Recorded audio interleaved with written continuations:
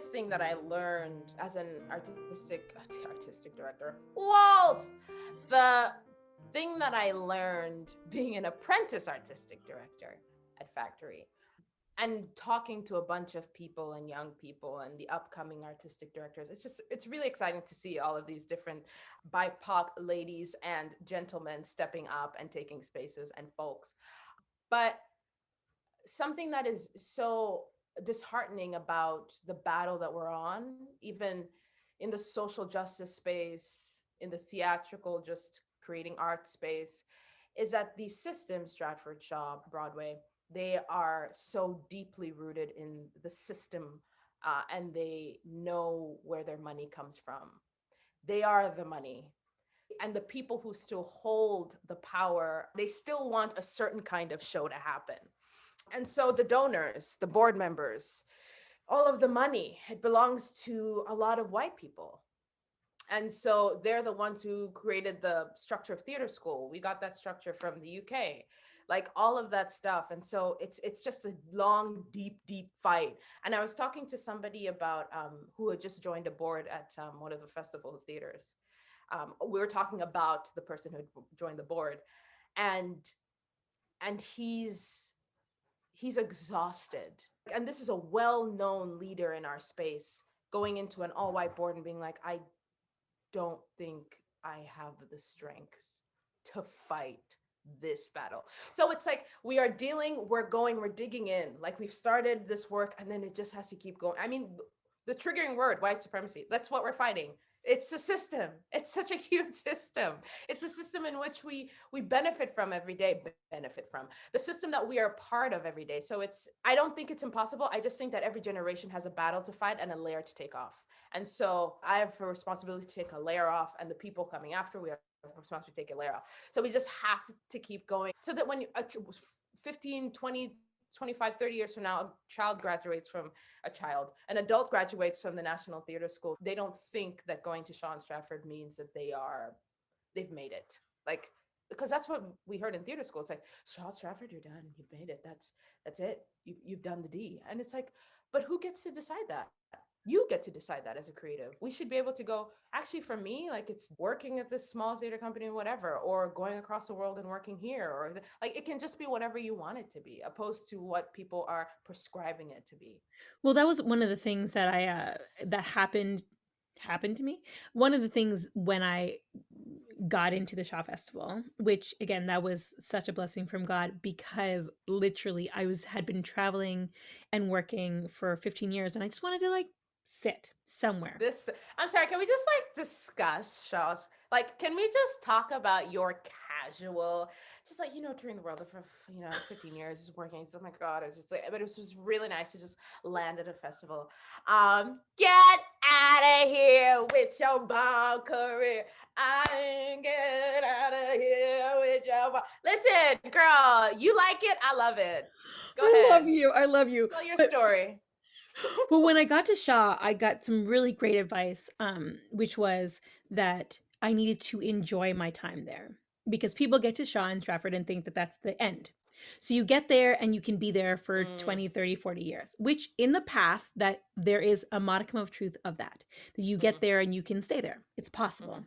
But I got great advice that don't take it that way. When I get to mhm, Shaw, enjoy my time there for that year and then reassess for the next year. mhm. That's And great. why I'm bringing that up is because that's a very interesting perspective to have when you're surrounded by people who just get there and want to stay there because they've been told it is the pinnacle of theater in Canada, and Mhm. they want to stay there forever because now they can be a working actor Yeah. for how many years and start a family, etc., etc. Not that Shaw and Stratford don't allow for that. They do.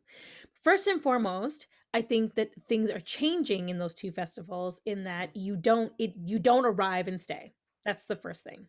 yeah. The second thing is, when I got to Stratford, a number of people had started to say to me in February, I just want to make a good impression so that I get asked back for next year in February. In February. Like third week into rehearsals. Okay. And there was such a relief on me. I had so much less stress in my life. Not because I didn't want to do a good job. I did want to do a good job, obviously. As theater performers, I don't think there's any performer that could possibly claim that they don't want to do a good job when they get a job. But Yeah. I wanted to do a good job, but not with the expectation that I get asked back the following year. I just want to do a good job and enjoy my time so that I could live that moment, because something about theater that's different from film and TV is that it's fleeting. You do the thing and then it's done. So Yeah. I didn't want to be looking ahead to a different time when Yeah. this particular amazing contract I was doing was over, Yeah. and I think that that's a very interesting perspective to have as a theater person, excuse me, as a theater maker, as a creative person, that when you're doing the thing, to live in that moment, because the next moment might not be great, the next moment might not be genius, the next moment might not be filling of your creativity, filling of your soul, surrounded by great people. It might not be that thing. So enjoying the thing for what it is at the time that you're doing it, because as they say, you're only as good as your last job. So if Mm-hmm. that is the case, then every time you go into a job, shouldn't you try to enjoy it? Yeah. The stronger my faith got, the more confident that I got of what I offered. I was reminding myself of this today because I think I kind of forgot that I had something to offer the world. Sometimes it happens. You're just like, I don't know, what do I have to offer? And at Secret, Shaw, secret. when yeah, This is what you have to offer. I'll take it. When I was at Shaw, I experienced what those months that people talk about where people start getting offers. And everyone's like, "Oh, it's happening! People offers are happening, and you might not get an offer. Who might get it? Nobody knows." And so I was sort of like, "Oh, okay." And I was trying to gauge whether I liked it there or not. And I liked Shaw. I won't throw shade at Shaw for that. They have problems, but I won't. Let's not get into that. It's fine. But the company of people I really enjoyed working with, the Black community that was there, like all 3 years, I was like, got me through it. Like, got me through it. But when I left in the third year that I was there, it was my spirit. My spirit was like, it's time to go. And all of a sudden, things started looking unattractive to me. Not in a bad way, but I think the Lord helped me in sort of going, there's more to this. Because in my mind, I was like, oh, kind of. I was like, oh, I'm here. Good. I'll stay here as long as they want me. And then all of a sudden, my spirit was like, "It's say goodbye to your friends." I was like, "Oh, okay." But it was one of the best choices that I made, because then I actually realized that there is life beyond. Because I think I was trapped in that NTS mindset of like, "You've made it. Like, just do that for a bit, and maybe meet somebody." Yeah, right. At Shaw, and that I was about to say something. Okay, no, I'm not gonna say it. Never mind. No, behave yourself. You're on an interview. Um, so it was only after I left. It was really with the help of Nina Leokina. Nina was like, because I left for a year and then I got another offer, and I was talking to Nina about it, and Nina had offered me the position, and she was like, "Listen," she's like, "You don't owe them anything. You do whatever you want to do. You do not need to be trapped by that place. Do what you want to do." And I was just like, okay. And I said no again. And I was like, I don't know if I'm ever gonna get asked back. But now it's like, it's not that it's a distant memory. It's just something that is there, but does not have the power that it doesn't need to have. That these institutions have forced me to have. Like, thank God for Nina. And thank God for the people that he places in my life to just sort of be like, you are your own entity. You are where you are. You're where you're supposed to be. What's inside of you is inside of you. No one else can have what's inside of you. Just do what's pouring out of you. You don't belong to an institution. You don't belong to a director. You don't belong to a script. You are your own person, and you're giving the gift through you. And so it was so liberating. It was the best decision I ever made. Well, let me not pretend. It's the best decision God ever made on my behalf. Yeah. I simply adore you. Don't forget to subscribe so you never miss another episode of the Blacktor Studio. The speed round. Are you ready, Natasha Mumba? Oh my gosh. What? Okay. Yeah. Okay. Oh God. What time did you wake up this morning? 7 a.m. What did you have for breakfast? A latte. Who's your favorite actor? Viola Davis. What's your favorite vacation spot? Zambia. Take me What? home. Take me home.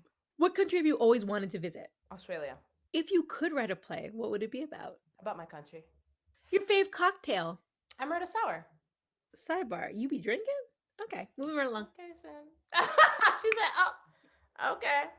Coffee or tea? I tried with coffee, but I think it's tea. Favorite dessert? I used to eat cheesecake, but I gained a lot of weight in the States, so now a donut. What's your guilty pleasure? I don't have one. My guilty pleasure, "Party in the USA" is a song that I guiltily enjoy by Miley Cyrus. Yeah, What are you afraid of? fear, being afraid, What is a skill that can never be mastered? acting.